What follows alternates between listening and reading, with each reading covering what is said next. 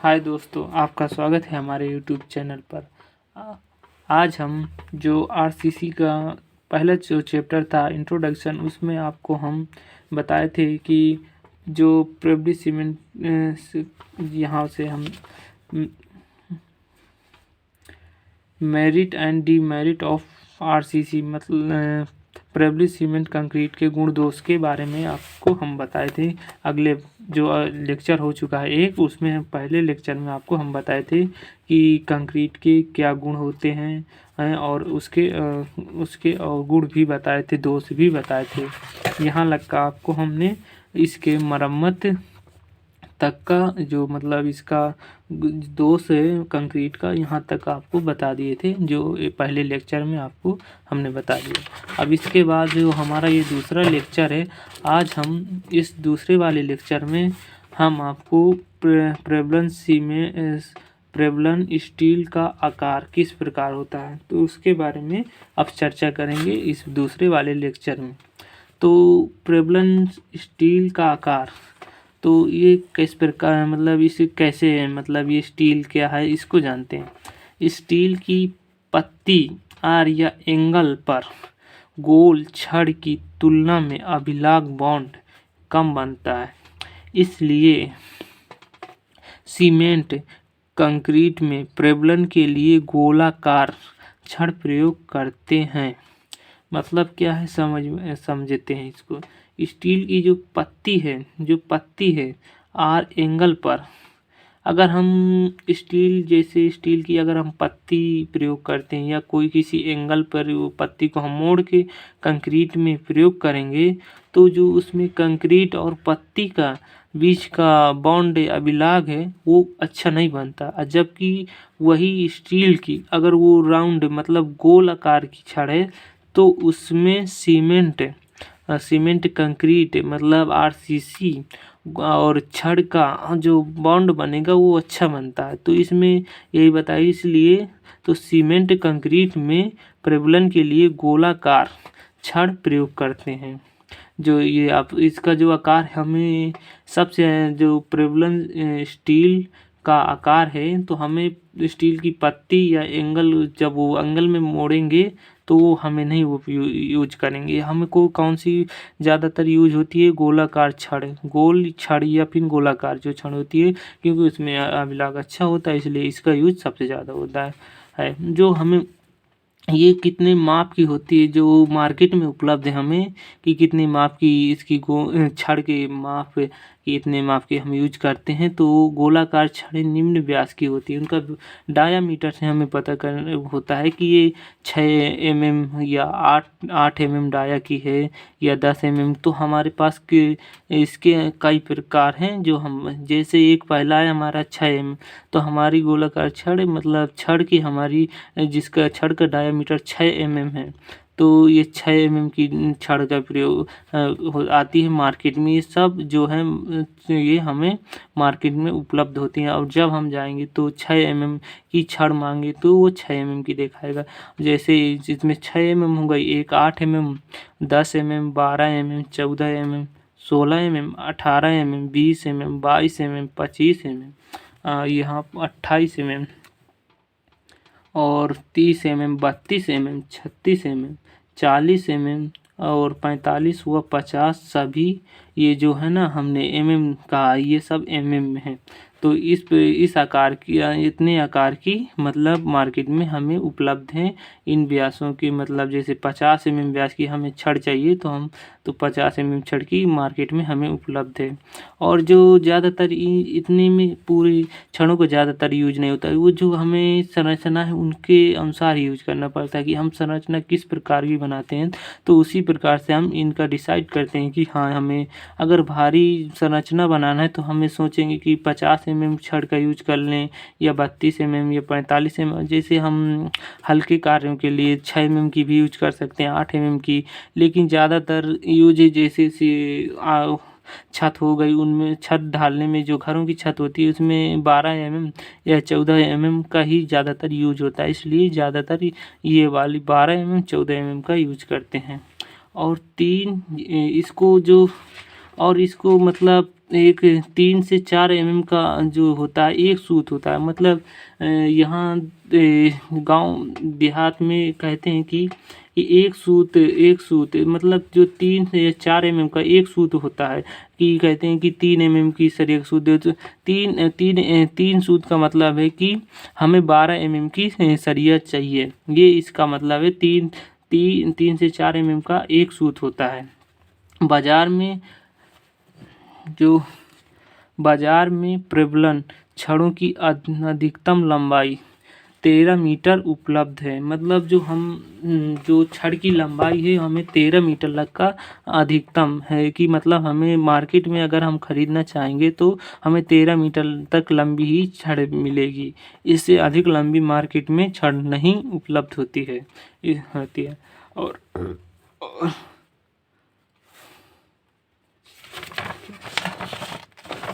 और जो हमारा है दूसरी है विरूपित छड़, डिफॉर्म्ड बार। ये डिफॉर्म बार क्या है, जैसे अब इसको जानते कंक्रीट में दाबी गई छड़ों को प्रतिबलों के कारण सरकने या फिसलने से रोकने के लिए और कंक्रीट की अभिलाख मतलब बॉन्ड बढ़ाने के लिए छड़ों की बाहरी सतह को खुरदरा बनाया जाता है। ऐसी छड़ों को विरूपित छड़ कहते हैं। जो मतलब कोई छड़ है, जैसे ये छड़ आपको दिख रही है, ये छड़ है, इसमें जो ऐसे दांते बनाए हैं, ये दांते बना देने से जब कंक्रीट में हम इनको डालेंगे तो यहाँ जो कंक्रीट आके फंस जाएगी, तो इससे इनके बीच का जो कंक्रीट और छड़ है तो उसके बीच अच्छा मतलब बॉन्ड बनेगा, जिससे कि मतलब संरचनाएं मतलब के कारण सरकने या फिसलने से रोकने के लिए ये मतलब कंक्रीट वो अच्छा रहता है। तो इसलिए हमें कौन सी जो बार ये तान की जो इसमें खांचे बने होंगे, ये खांचे, तो उन्हें हम कौन सी बार कहते हैं, विरूपित छड़ कहते हैं। तो इनमें खुरदरापन बनाया जाता है। ऐसी छड़ों को हम क्या कहते हैं, विरूपित छड़ कहते हैं। इसके प्रयोग से मतलब हम अगर ये विरूपित छड़ डिफॉर्म बार का प्रयोग करते हैं, इसके प्रयोग से हमें 40% प्रबलन इस्पात की बचत होती है। अगर जो ये डिफॉर्म बार है, अगर इसकी जगह हम ऐसी छड़ का जो मतलब चिकनी छड़ है एक प्रकार से, अगर इसका यूज करेंगे तो इसकी जो है तो मतलब इस 40% अगर इसको 80% यूज कर रहे हैं तो इसको मतलब इससे हमें 40% हमें कम यूज करना पड़ेगा। मतलब इतना इसके प्रभाव आ जाता है। तो इसके प्रयोग से 40% प्रबलन इस्पात की बचत होती है। इस एरिया में जैसे 70% कोई एरिया है, उसमें हमें 70% स्टील डालना है। अगर हम ये डिफॉर्म बार का प्रयोग कर रहे हैं तो इसमें हमें 40% कम इस्पात लगा सकते हैं। इतनी बचत 40% इस्पात की बचत हो सकती है। जो तीसरा है ऐंठी हुई छड़ें, ट्विस्ट बार। ये छड़ें रस्सी की भांति ऐंठी होती हैं। मतलब ये छड़ें जो होती हैं, जैसे यहाँ दिखाया गया है कि ये जैसे एक छड़ दूसरे छड़ के ऊपर ऐसे मतलब एक दूसरे रस्सी जिस प्रकार मुड़ी रहती है, उसी प्रकार एक दूसरे में लिपटी हुई रहती है। तो इनको हम क्या कहते हैं, ट्विस्टिंग बार या ऐंठी हुई छड़ें कहते हैं। इसको TOR से हम TOR स्टील भी कहते हैं। टॉर, जिसे टॉर कहे इस्पात। यह छड़ें रस्सी की भांति ऐंठी होती हैं। इसको छड़ को टॉर इस्पात के नाम से जाना जाता है। जो ये छड़ें होती हैं ट्विस्टिंग छड़, इसको हम एक और नाम दिया जाता है टॉर इस्पात या टॉर स्टील के नाम से भी जानता है। अगर हम इनका प्रयोग करेंगे, अगर इनके प्रयोग से अगर इसका हम किसी एरिया में प्रयोग करेंगे, उसमें तो हमें कितना % प्रबलन की बचत होगी, 33% की प्रबलन स्टील की बचत होती है। जबकि हम और ये अभी यहाँ बताए हैं डिफॉर्म बार, अगर उसका यूज कर रहे हैं तो हमें 40% प्रबलन इस्पात की बचत होती है। और नोट, इसमें देखो एक नोट है, इसको ध्यान रखना। विरूपित व ऐंठी हुई छड़ों को इन दोनों का डिफॉर्म बार और ट्विस्टेड बार, इन दोनों को हम एक और कंबाइंड नाम देते हैं, जिसे HYSD बार भी कहते हैं। इन दोनों को हम अगर कभी कभी HYSD बार, तो इन्हीं दोनों को कहते हैं। इसको जो HYSD, इसका फुल फॉर्म क्या है पूरा, हाई यील्ड स्ट्रेंथ डिफॉर्म्ड बार। तो HYSD बार का फुल फॉर्म क्या है, हाई यील्ड स्ट्रेंथ डिफॉर्म बार होता है। और इन्हें टॉर स्टील भी कहते हैं। तो इस मतलब इनको हम टॉर स्टील भी कहते हैं। जैसे ऐठी हुई छड़ों को तो हम ट्विस्टेड बार को हम क्या नाम दिया यहाँ पर, टॉर स्टील, तो इसे जानते ही हैं। और इसे इन दोनों को भी हम टॉर के स्टील के अंतर्गत आते हैं। जो आजकल बाजार में TMT बार मतलब थर्मो मैकेनिकली ट्रीटेड बार, जो Fe415 Fe500 वो उपलब्ध रहता है। मतलब जो TMT बार है मार्केट में इस समय हमें कौन सी बार मिल रही है, छड़ मिल रही है, थर्मो मैकेनिकली ट्रीटेड बार, जो हमें किस रूप में उपलब्ध होती है, Fe415 या Fe500 में उपलब्ध होती है। कि इस प्रकार हमें मार्केट में इन दोनों के रूप में हमें मार्केट में छड़ें मिलेंगी। जो अभी ये है हमारा लिमिट,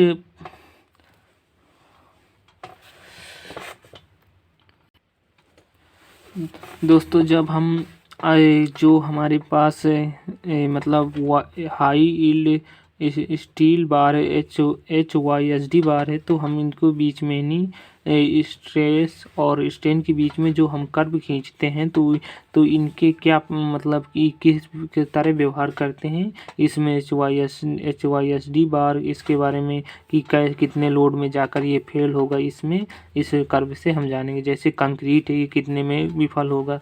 जैसे देखो हमारा जो यहाँ से शुरू है, हमारा 0 पॉइंट यहाँ से हमारा जा रहा है, कंक्रीट जाकर ज़्यादा दूर नहीं जाता, ये ग्राफ इसका डायरेक्ट यहाँ पर फेल हो जाता है। ये हमारा कंक्रीट है, ये ज़्यादा नहीं जाता। इसके बाद जो हमारा कास्ट आयरन होता है, तो वो हमारा ये जो हमारी लाइन गई है, तो ये कास्ट आयरन काफ़ी जाता है, इसके बाद डायरेक्ट फेल हो जाता है। ये हमारा कास्ट आयरन यहाँ जाके फेल हो जाता है। और जो हमारा माइल्ड स्टील होता है, जो माइल्ड स्टील पहले ये जाता है ए पॉइंट तक लीनियर, मतलब ए से बी तक बढ़िया सीधा जाता है, इसके बाद सी में मुड़ता है, फिर इसके बाद थोड़ा कर्व टाइप में आता है, और इसके बाद एक यहाँ अल्टीमेट पॉइंट इसमें मिलता है।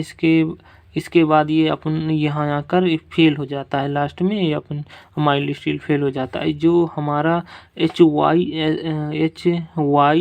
HYSD बार है, हाई यील्ड स्टील बार, तो हमारा ग्राफ काफ़ी मतलब सबसे अधिक जाता है। और इसके जाने के बाद मतलब ये सबसे मतलब इसमें स्ट्रेस अधिक होता है, और स्ट्रेन भी काफ़ी मतलब स्ट्रेन में नहीं जल्दी विफल होता है। ये स्ट्रेस में काफ़ी मतलब ये स्ट्रेन HYSD बार और स्ट्रेन दोनों को सहन करता है। इस ग्राफ से ये दर्शाया गया है। जैसे यहाँ पर स्ट्रेस मतलब इसके समानुपाती होता है स्ट्रेन से, ये किस नियम से, हुक्स लॉ से के अनुसार है। और इसमें इलास्टिक लिमिट, ये इसकी इलास्टिक लिमिट यहाँ तक होती है। इस प्रकार ये दोस्तों कौन सा कर्व है जो हमने बताया आपको, ये स्ट्रेस स्ट्रेन कर्व है। और अब अगला हमारा टॉपिक है, वो है हमारा method of design of RCC member. जो R से मतलब इसे हिंदी में कहते हैं प्रबलित कंक्रीट अवयवों के अभिकल्पन की विधियाँ। जो कंक्रीट की संरचनाएं हैं, तो उनके अभिकल्पन बनाने की मतलब उनको किस प्रकार बनाया जाएगा, तो उनमें कौन कौन विधि का हम प्रयोग करते हैं, उन विधियों का चर्चा है। जैसे हमारा पहला है वर्किंग स्ट्रेस, या इसी का दूसरा नाम क्या है, इलास्टिक थ्योरी मेथड। इसके दो नाम हैं। इसको हिंदी में कहते हैं कार्यकारी प्रतिबल या प्रत्यास्था सिद्धांत विधि। इसको हिंदी में क्या कहते हैं, कार्यकारी प्रतिबल या प्रत्यास्था सिद्धांत विधि। ये हमारी एक पहली विधि है। और जो दूसरी विधि है वो हमारी है अल्टीमेट लोड मेथड। दूसरी कौन सी, अल्टीमेट लोड मेथड। ये चरम भार विधि है, मतलब इसे हम हिंदी में कहते हैं चरम भार विधि। और जो लास्ट विधि है लिमिट स्टेट मेथड, सीमा अवस्था विधि। जो अल्टीमेट लोड मेथड है, इसका सुधरा हुआ इसमें कुछ मॉडिफिकेशन करके मतलब सुधार करके हम लिमिट स्टेट मेथड को यूज करते हैं। जो पहला मेथड है हमारा वर्किंग स्ट्रेस या इलास्टिक थ्योरी मेथड ये है। इससे जब पहले शुरुआत में हम जो आरसीसी के स्ट्रक्चर बनाते थे हम working stress method working stress method के हिसाब से हम डिजाइन किया करते। इसके बाद और समय आने पर हम अल्टीमेट लोड मेथड का यूज करने लगे। अब जिसके और आगे इसमें खोज हुई और इसमें रिसर्च होने के बाद हमें पता इसमें फिर हम लिमिट स्टेट मेथड में अब संरचनाएं डिजाइन होने लगी। जो पहला मेथड था वर्किंग स्ट्रेस और इलास्टिक थ्योरी मेथड। तो इसमें क्या होता था, किस प्रकार बनाया जाता है स्ट्रक्चर, आरसीसी जो स्ट्रक्चर थे उस किस प्रकार डिजाइन किए जाते हैं उसमें ये इसके बारे में। जैसे इसमें अभी वर्किंग स्ट्रेस में से इसको हम शॉर्टकट में WSM भी कहते हैं और लिमिट स्टेट को हम इसको शॉर्टकट में LSM कहते हैं ये। और WSM में जैसे हम इसको शॉर्टकट में क्या कहेंगे WSM। तो कार्यकारी प्रतिबल विधि में ये जो विधि है WSM तो कार्यकारी भारों को आधार माना जाता है। इस विधि में हमें किस पर मतलब डिजाइन जो की जाती हम वो भारों के आधार पर मतलब कि संरचना में कितना लोड आ रहा है उसके आधार पर हम डिजाइनिंग करते हैं। और जो है कंक्रीट व स्टील को प्रत्यास्थ मानकर मतलब हम कंक्रीट है और स्टील को प्रत्यास्थ मानकर अभिकल्पन किया जाता है। हम इसमें मान लेते हैं कि जो कंक्रीट है और स्टील है वो हमारी कैसी है प्रत्यास्थ इलास्टिक है तो इसे ये अभिकल्पन किया जाता है। और इस सिद्धांत में कंक्रीट को प्रत्यास्थ सीमा के अंदर प्रत्यास्थ माना जाता है। जो सीमा है प्रत्यास्थता सीमा के अंदर प्रत्यास्थ माना गया है। अप्रत्यास्था सीमा तक स्टील तथा मतलब और कंक्रीट संयुक्त रूप से वर्क करते हैं। जो प्रत्यास्था सीमा है उसके अंदर जो स्टील है और कंक्रीट है एक तरह मतलब संयुक्त रूप से कार्य करते हैं। जैसे इनमें प्रतिबल जो आता है उसको मतलब दोनों सहन करते हैं और स्ट्रक्चर की विफलता तक स्ट्रेस व स्ट्रेन में रेखीय संबंध रखते हैं।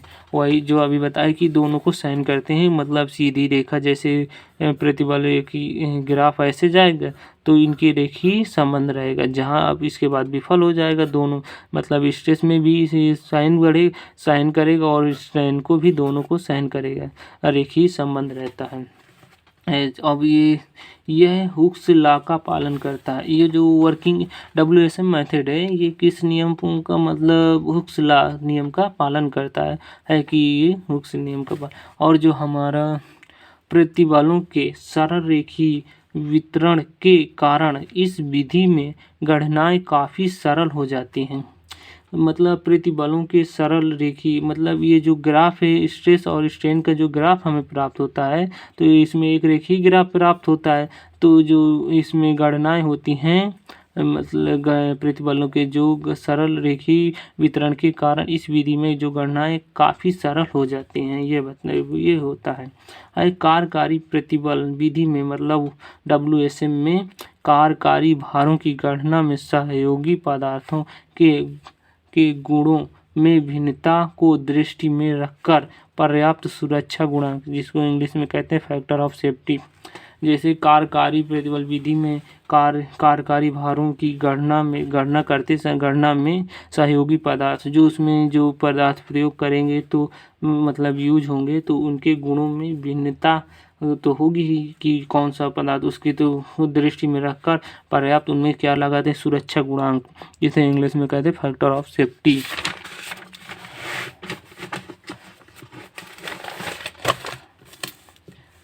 का अपनाया जाता। IS जो हमारा IS कोड है 456 के अनुसार कंक्रीट के बंकन में संपीड़न प्रतिबलों के लिए 28 डेज के घन की अभिलाक्षणिक सामर्थ्य पर 3 और स्टील के बंकन तनन प्रतिबलों के लिए पराभव सामर्थ्य यील्ड स्ट्रेंथ पर 1.78 का सुरक्षा गुणांक लिया जाता है। मतलब IS कोड 456 है वो कहता है कंक्रीट के लिए जो हमारा फैक्टर ऑफ सेफ्टी होगा, सुरक्षा गुणांक होगा, वो हमें लेंगे कितना 3, और जो स्टील होगी उसके लिए हम कितना लेंगे, हम लेंगे 1.78 लिया जाएगा। और इस अगला पॉइंट है वर्किंग स्ट्रेस मेथड में कुछ आधारभूत दोष हैं। वर्किंग स्ट्रेस मेथड है उसके क्या दोष हैं इसके बारे में हम चर्चा करेंगे। जैसे इस विधि में कंक्रीट को एक प्रत्यास्थ पदार्थ मान लिया गया है। इस विधि में कंक्रीट को कैसा पदार्थ माना गया है, एक प्रत्यास्थ पदार्थ माना गया, जबकि हमने आपको बताया था कि पहले लेक्चर में कि उसमें कंक्रीट को हम एक भंगुर पदार्थ के रूप का होता है इसलिए इसमें एक ये दोष है। इस विधि में प्रतिबलों पर ही सुरक्षा गुणांक लगाया जाता है जबकि भारों पर नहीं। इस विधि में जो स्ट्रेस आता है, मतलब प्रतिबल का मतलब स्ट्रेस पर ही सुरक्षा गुणांक लगाया गया। जो इस मेथड का आधार क्या था, हमारा भारों के आधार पर था, जबकि भारों पर कोई ध्यान नहीं दिया गया। कंक्रीट खंड में स्ट्रेस वितरण सरल रेखीय दिखाया गया है। जो कंक्रीट खंड में स्ट्रेस और स्ट्रेन का जो कर्व प्राप्त हो उसमें हमें सरल रेखा प्राप्त हो रही थी, जो सत्य नहीं है, मतलब कि वो उस तरह इनका कर्व नहीं प्राप्त होता है। चौथा पॉइंट है हमारा कार्यकारी प्रतिबल विधि में, मतलब WSM से अवयव का विकल्पन परिच्छेद अनावश्यक रूप से काफ़ी बड़ा होता है। जो हम इस विधि से वर्किंग स्ट्रेस मेथड से जो हम डिजाइन करेंगे उनका जो एरिया होगा परिच्छेद वो काफ़ी बड़ा प्राप्त होता है, जिसके निर्माण पर व्यय भी अधिक आता है। अगर ज़्यादा हमारा एरिया कवर करेगा तो उसका व्यय भी ज़्यादा अधिक आएगा, उसके निर्माण में अधिक खर्च आएगा। हाँ, तो ये भी एक इस मेथड का दोष है। उपरोक्त कारणों से प्रबलित कंक्रीट अवयव के अभिकल्पन के लिए अन्य विधियां विकसित की गई। इसलिए जो हमने दो और अन्य विधि बताई थी, इसलिए इस विधि को न अपनाते हुए अब दूसरी विधियों को अपनाया जाने लगा है। और जो हमारी अब जो दूसरी विधि है वो अल्टीमेट लोड मेथड है। इस विधि से अभिकल्पन करने पर कंक्रीट और प्रबलन स्टील की स्ट्रेंथ का पूर्णतः लाभ उठाया जाता है और संरचना अधिक भार वहन कर लेती है।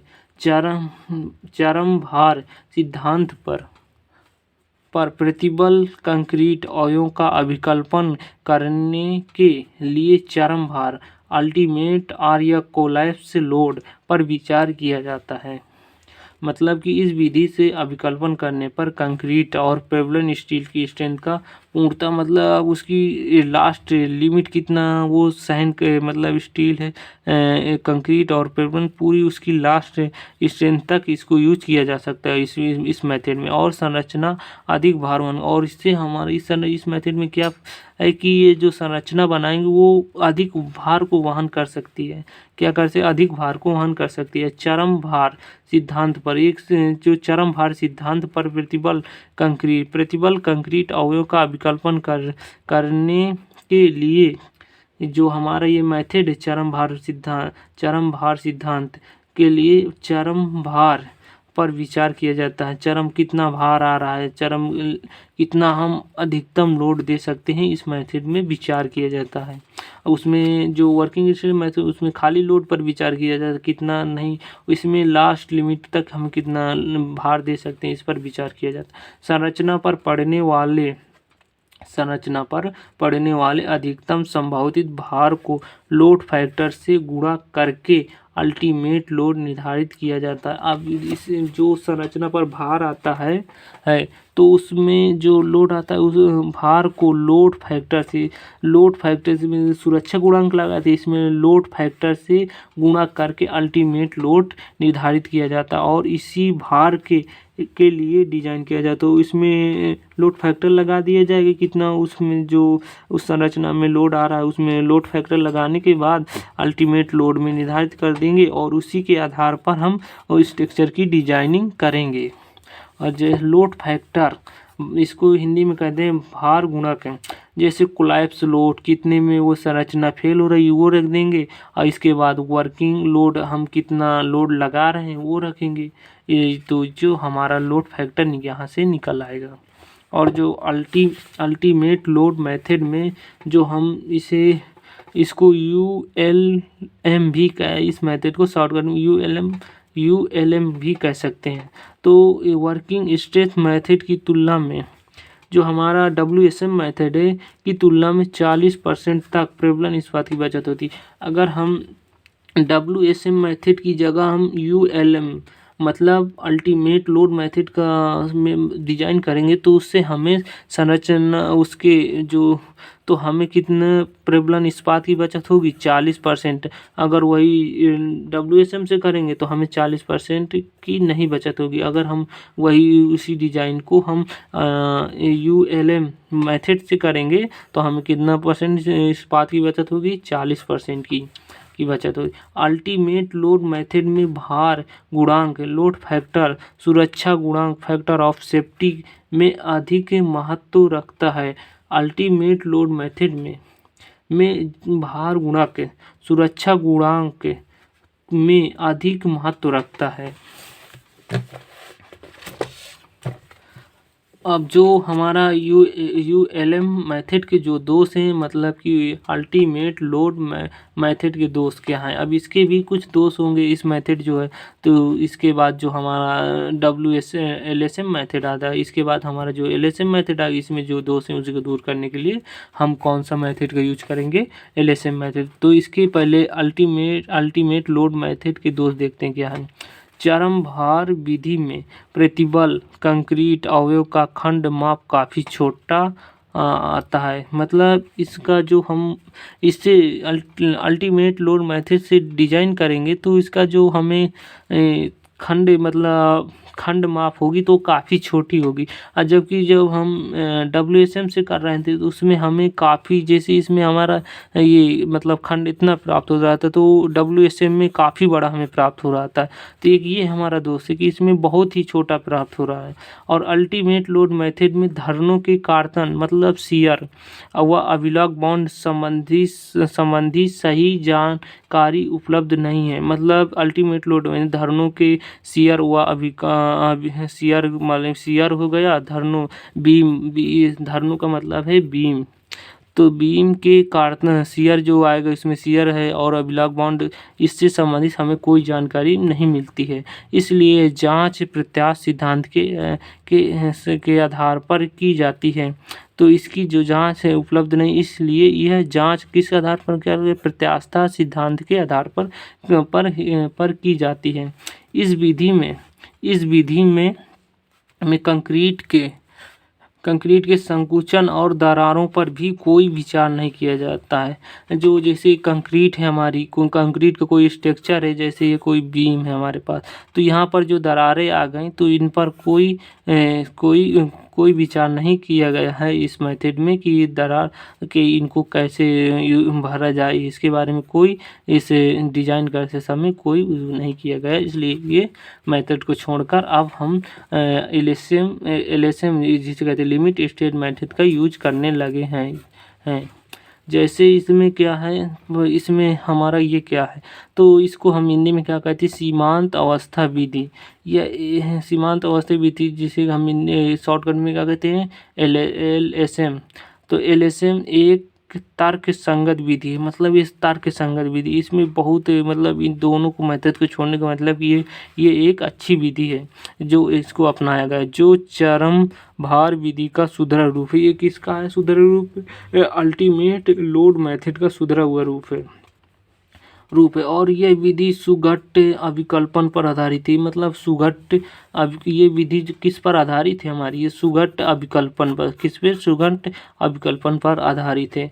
लिमिट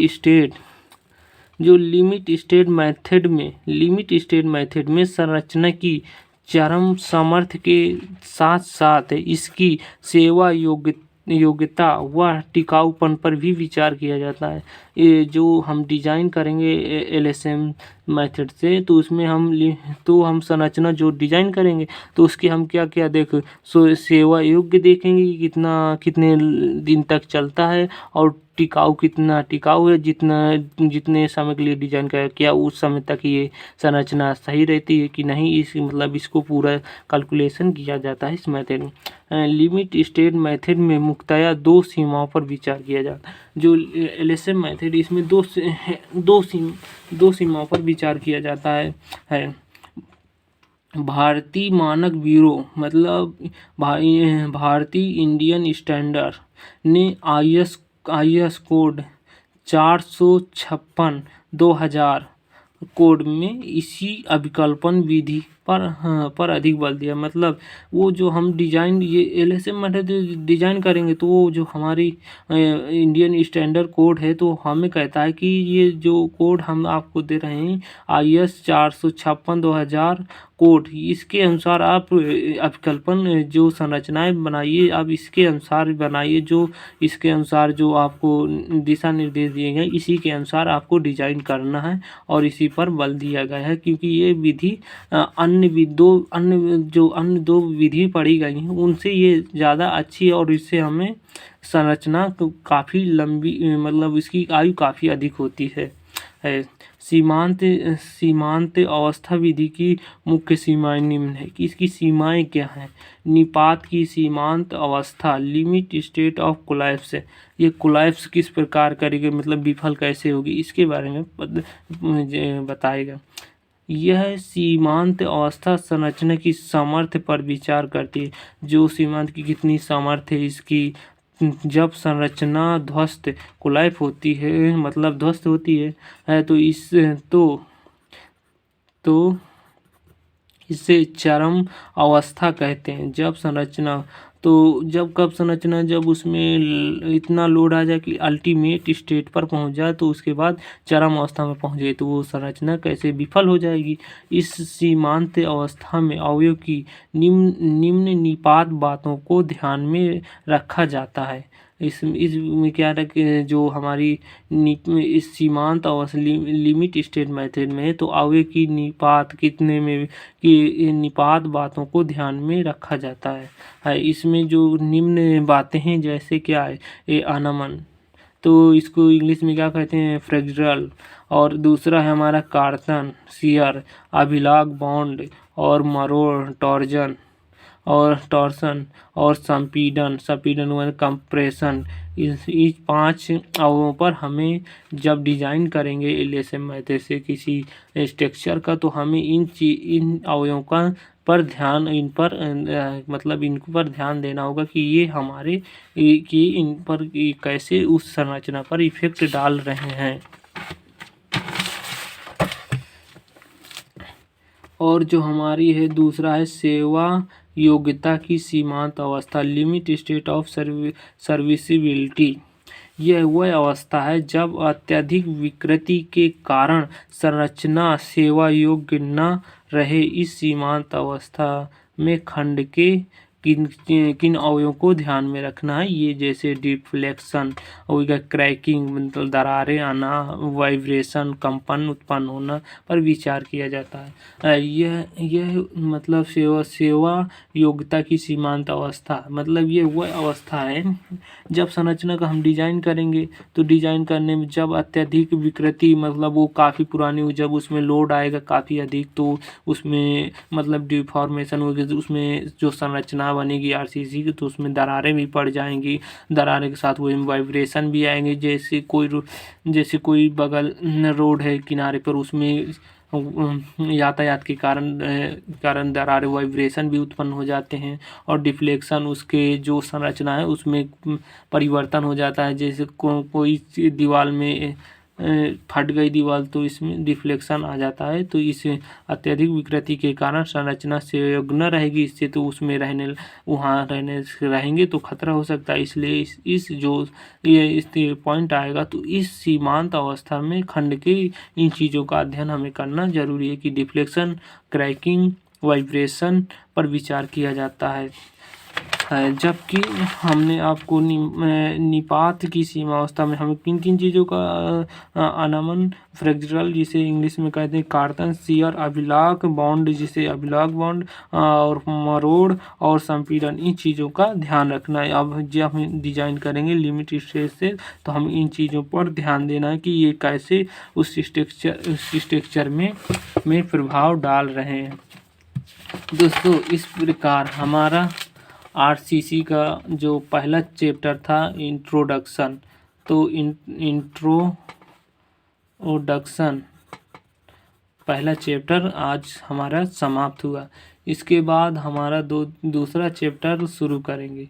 अब उसमें हम जो लिमिट स्टेट मेथड आपको बताए, तो जो वर्किंग स्टेट मेथड है, लिमिट स्टेट मेथड, उसके हम किस प्रकार आरसीसी स्ट्रक्चर के डिजाइन करेंगे कि उनके जो मेथड हैं उनके बारे में जानेंगे दूसरे वाले चैप्टर में।